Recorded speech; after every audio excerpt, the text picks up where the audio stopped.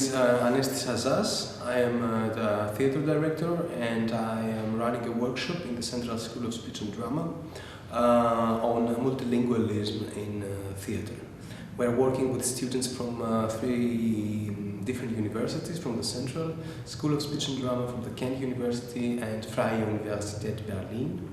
It's people from many different countries who speak many different languages. We've been working on the novel The Eternal Philistine, as it is translated in English. The original German title is Der ewige Spießer. It's a novel by Eugen von Horvath, written in 1929.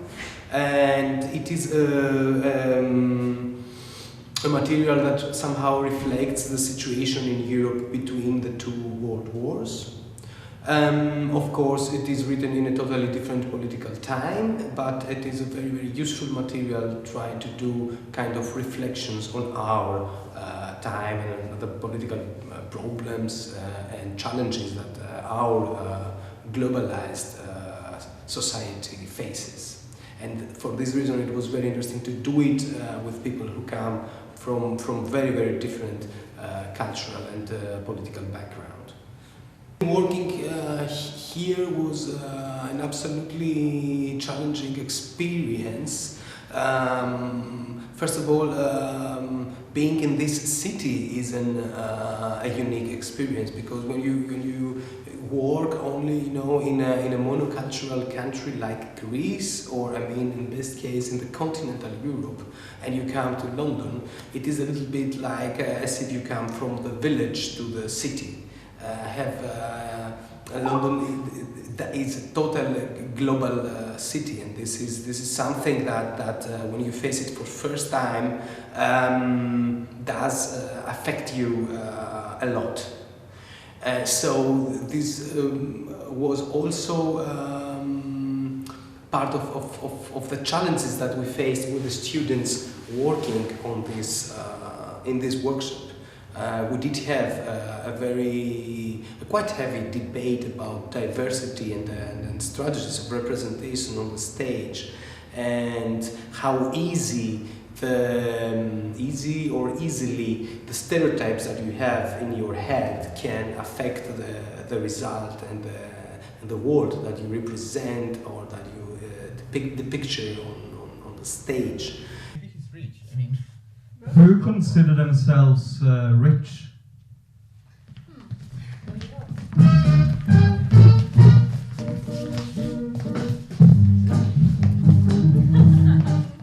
Oh, wow. Wow. Any rich people? Because I guess started here, I'm healthy, I think I'm rich. I'm happy, I have a good family, I have lots of friends, I'm in love, and feel rich. I feel quite privileged too, and I can afford more than the bare minimum, so I guess that counts. It's different, rich and privileged. Yeah. I think the same. Yeah, I do think the same as well. I don't know, I've got 2 passports. I can travel anywhere, I can work almost anywhere.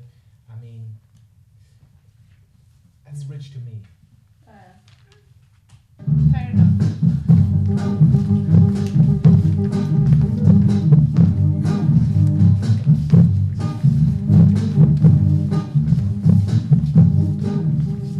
Who here is having fun in this game?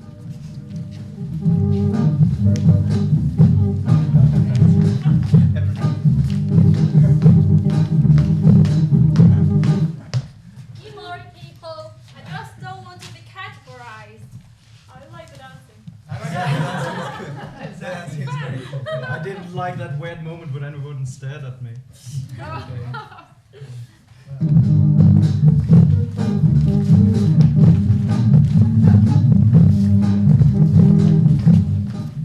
Who here considers themselves a Philistine?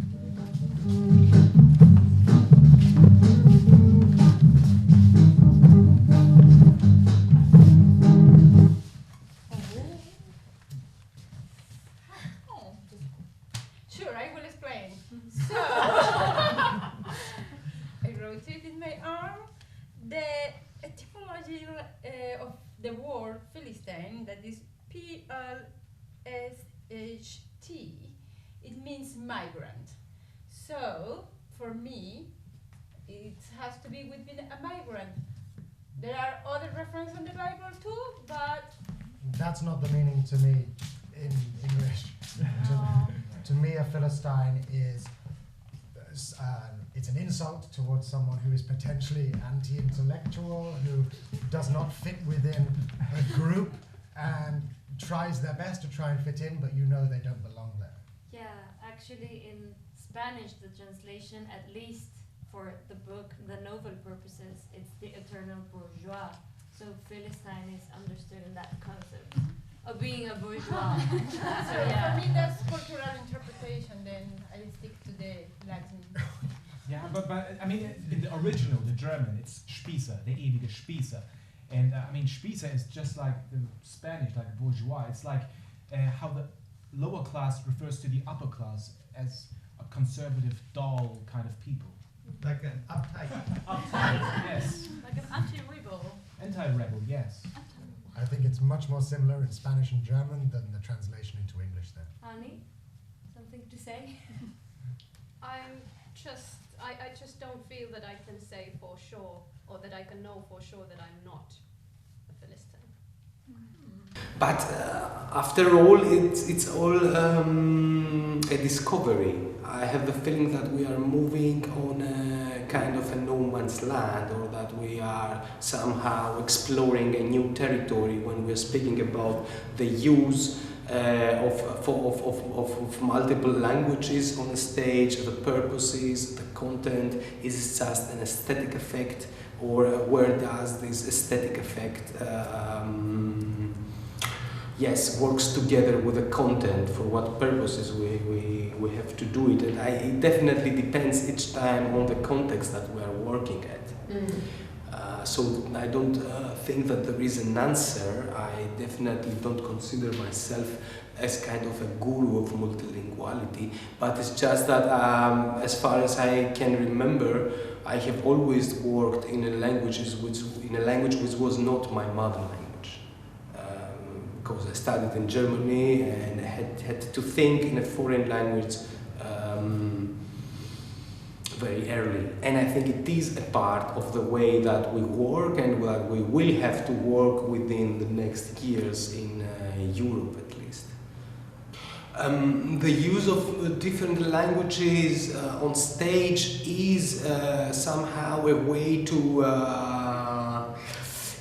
make a reality out of this utopia which theater always has to be. I mean, we have the incredible privilege to work in theater, and then we have to explore new realities, and we have to try to make somehow, at least on the stage, a kind of a utopia possible.